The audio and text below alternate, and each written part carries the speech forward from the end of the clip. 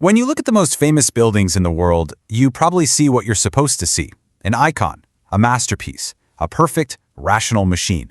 But what if I told you that one of modern architecture's most legendary buildings was hiding a secret? A secret so personal, so deeply human, it was literally built into its foundations. Today, we're not just looking at Villa Savoye. We're launching an investigation. We're going to peel back those pristine white walls to uncover a story of obsession, human flaws, and a secret code hidden in plain sight. So here it is, the Villa Savoye, just outside Paris. I mean, look at it. To anyone who's ever opened an architecture textbook, this building is a legend. It's the ultimate machine for living, a term coined by its creator, the one and only Le Corbusier. This was his masterpiece, the perfect physical expression of a new, modern, logical age. It's clean, it's precise, it is a statement. But what if that whole story, the one we've all been told, is only half the truth? What if the logic was just a cover for a deep, hidden passion? All right, so here's our game plan. First, we'll look at the legend, the icon in white. Then, we'll expose the cracks in the machine, and I mean literal cracks. After that, we dive deep into the secret in the plan. And then the big one, a house with a face. We'll look at the other hidden symbols, the keys, the boxes, the teardrops, and finally, we'll trace the building's wild second life. Let's get into it.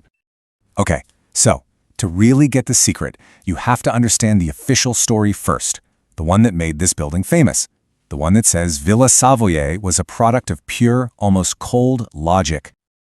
This logic was built on what he called his 5 points of architecture. This was his manifesto. Number 1, pilates. See those slender columns? They lift the whole house off the ground. That was revolutionary. It meant the earth could just flow underneath it. Number 2, a free ground plan. Because the columns were holding everything up, the interior walls could be placed anywhere. Total freedom. Number 3, a free facade. Same idea but for the outside. The exterior walls weren't holding any weight, so they could be light, thin, and full of glass. Which brings us to number 4, horizontal or ribbon windows, to let in tons of light and give you these amazing panoramic views. And finally, number 5, the roof garden. Why waste the roof? He turned it into a living space, giving back the green space the house took up on the ground.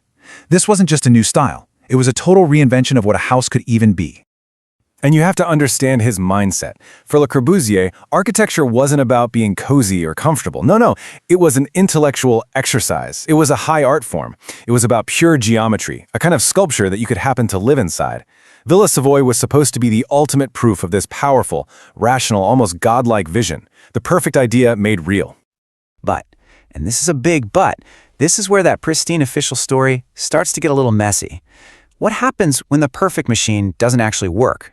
Well, the first clues that something else was going on at Villa Savoye didn't come from architectural critics.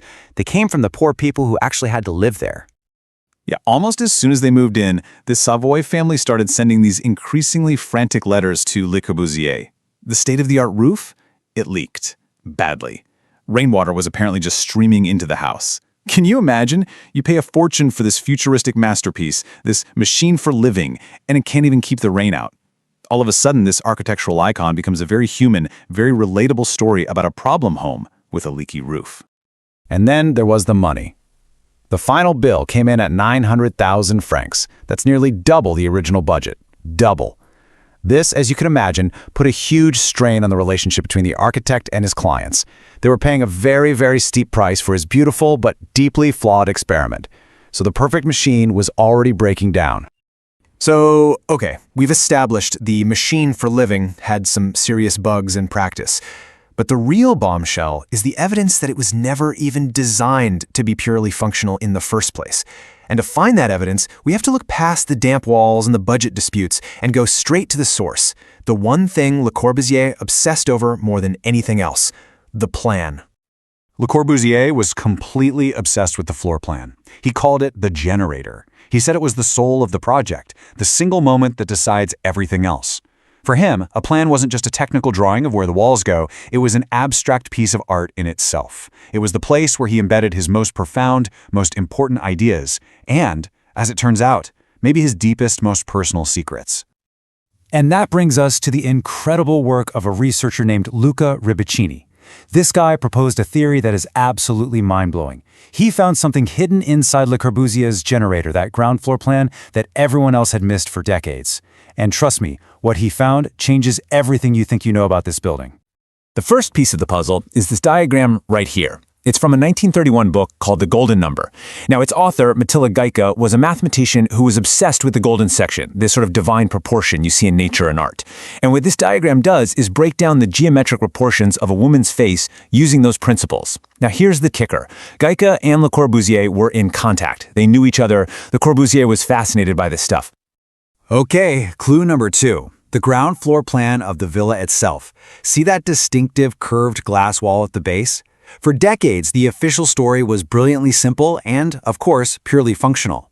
Le Corbusier designed it to perfectly match the turning radius of a 1927 Citroën limousine so the owner's chauffeur could drive right in, drop them off, and sweep around easily. It makes sense. It's logical. It's a machine for living, right?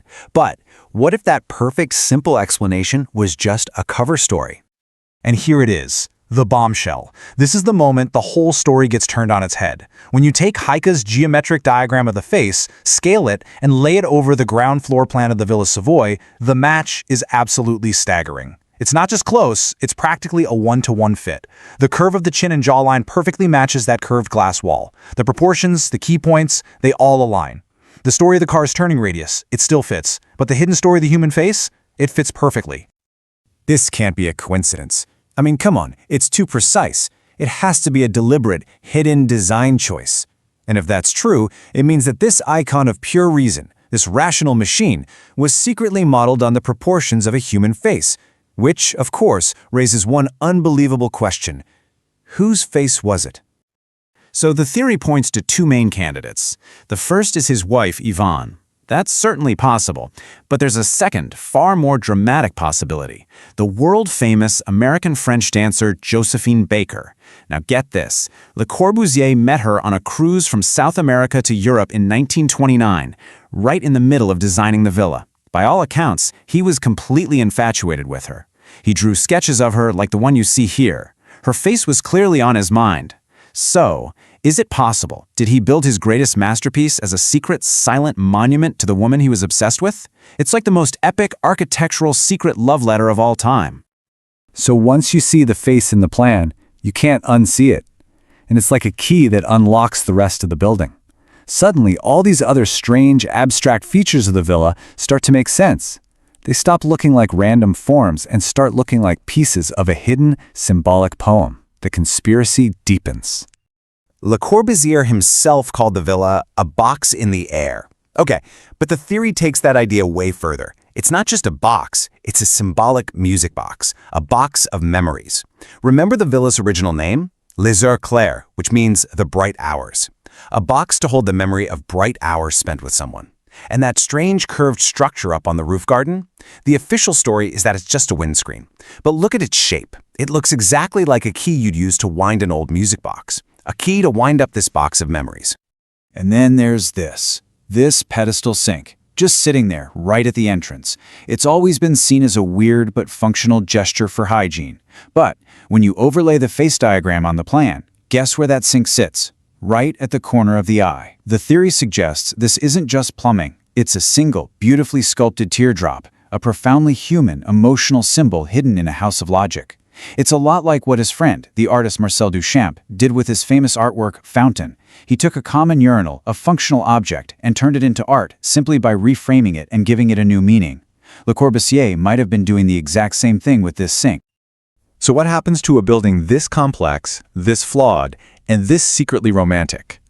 Well, its journey after the Savoye family was forced to abandon it during the war is just as dramatic as its design. After its owners fled, the villa was left to rot. It was used by German and then American troops during the war. It fell into complete ruin. By 1959, the town that owned it decided to just demolish it to make way for a school. Can you believe that? This masterpiece was literally slated for the wrecking ball. But then, an international outcry from architects and cultural figures around the world saved it at the last minute. It took decades of painstaking restoration work to bring it back from the brink, transforming it from a near ruin into a public museum. And then finally, in 2016, it was recognized for what it is, a UNESCO World Heritage Site, a global treasure that was almost lost forever. So, in the end, we don't have a signed confession from Le Corbusier admitting to any of this. We may never know for sure, but here's the real question. Does it even matter if the theory is 100% provable? Or does the possibility alone completely transform how we see this building? Does the idea that a human face is hidden in its foundation change it from a cold machine into a passionate, mysterious, and deeply romantic work of art? I think it does. It suggests this icon of rationalism has a secret human heart. And it forces us to look at the world around us a little differently. To ask a new question when we walk past the buildings we see every single day. What story are you really trying to tell me? What secrets are you hiding? If you enjoy digging deep and uncovering a hidden story like this one, you're definitely in the right place. Make sure you hit subscribe on the Just Necessary Design channel so you don't miss our next investigation. And hey, we've linked to the key documents and research from today's explainer down in the description. They're totally free to download so you can go even deeper down the rabbit hole yourself. Thanks for watching, and remember, when it comes to design, the conversation is never over.